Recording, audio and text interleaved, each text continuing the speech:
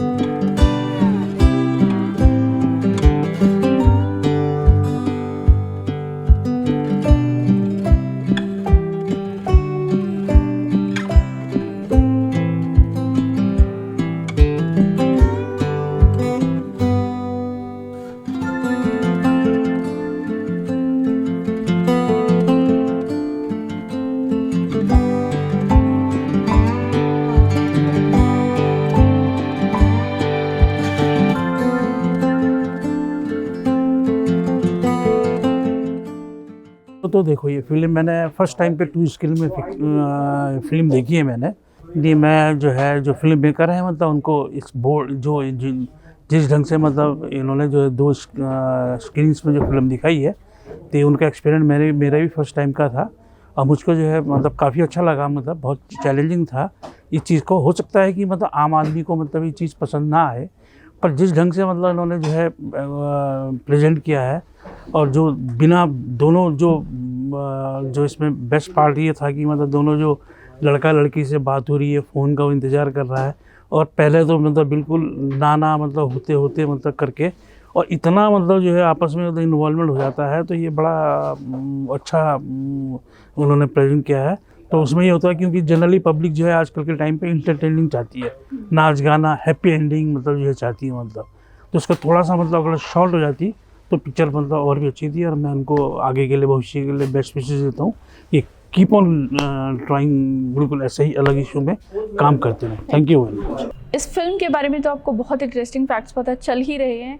अब हम आपको रूबरू कराएंगे इस फिल्म के एक्टर से, शील कालिया जी से। Hello, welcome to the show. Thank you very much. तो जानना चाहती हूँ कि इस फिल्म के बारे में आपको कैसे पता चला और आपका पहला रिएक्शन क्या था, क्योंकि कभी सुनी नहीं है इस तरह की फिल्म। मैं सौरभ को 2011 से जानता हूँ, जब वो जामिया में अपनी मास कॉम की पढ़ाई कर रहे थे। उस वक्त उनका एक कॉलेज का प्रोजेक्ट था, एक शॉर्ट फिल्म थी जिसमें उन्होंने मुझे कास्ट किया था। तो मेरे दोस्त थे एक NSD के, जिन्होंने मुझे रेकमेंड किया था। मैं खुद एज ए एक्टर ट्रेनिंग ले रहा था तब। तो उनकी शॉर्ट फिल्म करने के बाद मेरा काफ़ी मन था कि मैं सौरभ नाग के साथ एक फ़िल्म कर पाऊँ, क्योंकि जिस किस्म का उनका विज़न है सिनेमा बनाने का और जिस किस्म का फिल्म में मैं करना चाहता था, वो मौका मिला मुझे 2017 में। मुझे आज भी याद है, मंडी हाउस में सौरभ नाग ने मुझे कॉल किया और कहा कि शील, मैं एक प्रोजेक्ट करना चाहता हूँ, पहले तुम सुन लो इस फिल्म के बारे में, उसके बाद तुम डिसाइड करना कि तुम ये करना चाहोगे या नहीं करना चाहोगे, क्योंकि टफ़ है काफ़ी। तो वहाँ पे हमारी मीटिंग हुई। उन्होंने बताया कि ये जो फिल्म है थोड़ी एक्सपेरिमेंटल है। एक्टिंग जो तुम अभी तक करते आए हो थिएटर में, ये जो तुम्हारी ट्रेनिंग हुई है जिस किस्म की एक्टिंग की, और जो भी तुमने सिनेमा देखा है, मतलब अगर तुमने वर्ल्ड सिनेमा देखा है या उस किस्म का सिनेमा देखा है, तब तुम समझ पाओगे कि मेरा विजन क्या है। तो सिनेमा तो हमने देखा ही हुआ था ऐसा, और ट्रेनिंग भी हमने ली थी, लेकिन वो जिस किस्म की एक्टिंग चाह रहे थे उसको मैं एकदम से समझ नहीं पाया था।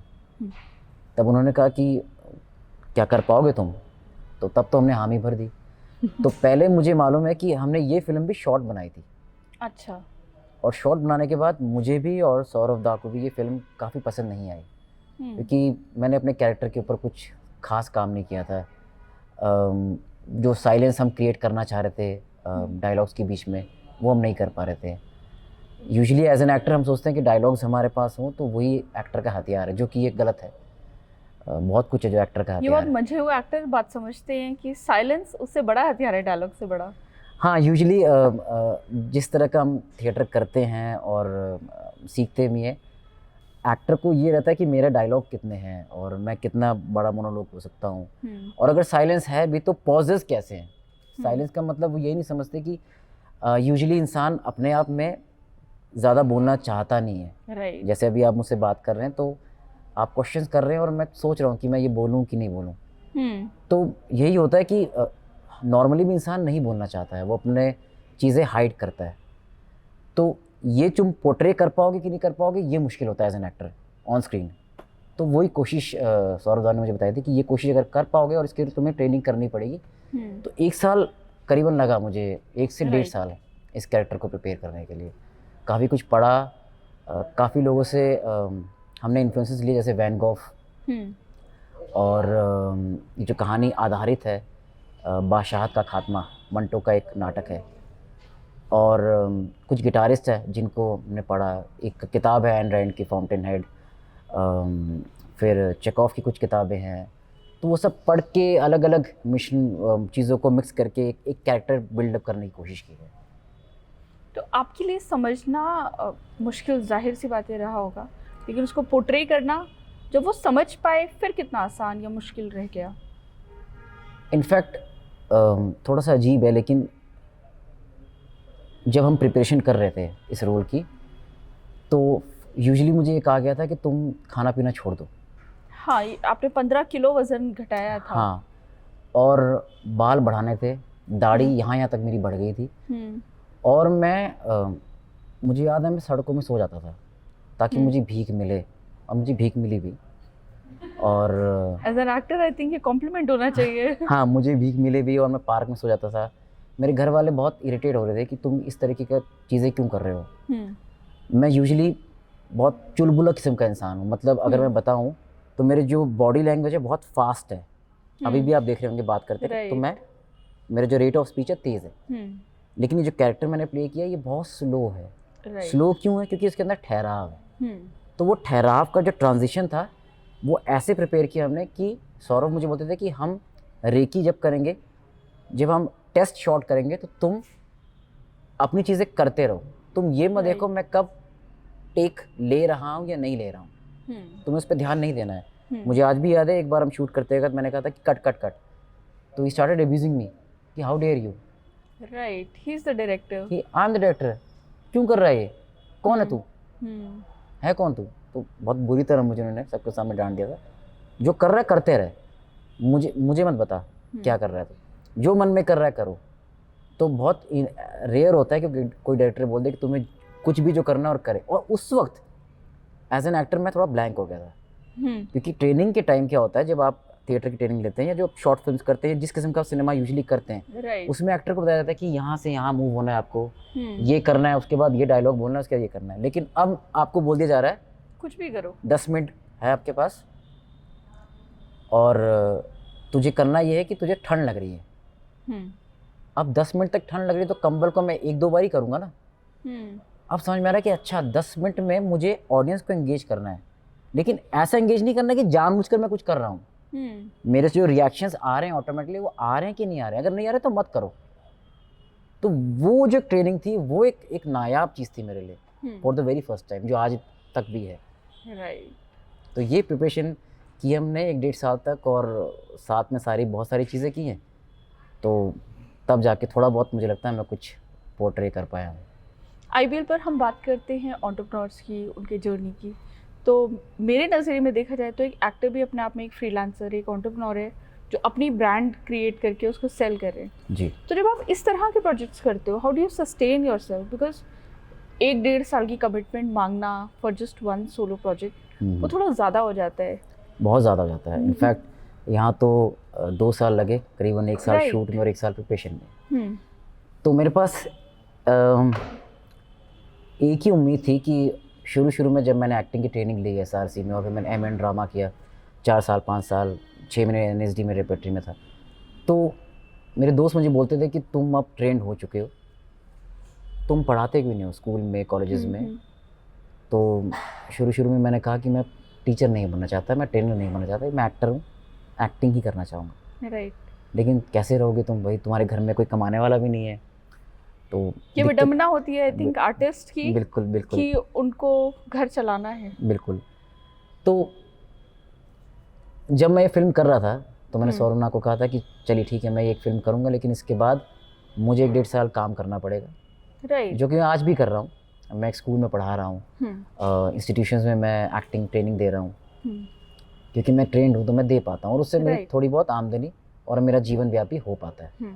अदरवाइज़ इस किस्म का सिनेमा अगर आपको करना है तो बहुत ज़्यादा मुश्किल है, और कमर्शियल प्रोजेक्ट्स में हमें काम उस तरीके से अभी तक मिलता नहीं, क्योंकि जाहिर सी बात है हम इतने फेमस हुए नहीं हैं। हमारी जब फिल्में बाहर आएंगी लोग देखेंगे और उसके बाद उनको लगेगा कि हाँ ये कुछ काम कर सकता है, राइट। है ना, तब जाके कमर्शियल प्रोजेक्ट मिलेगा।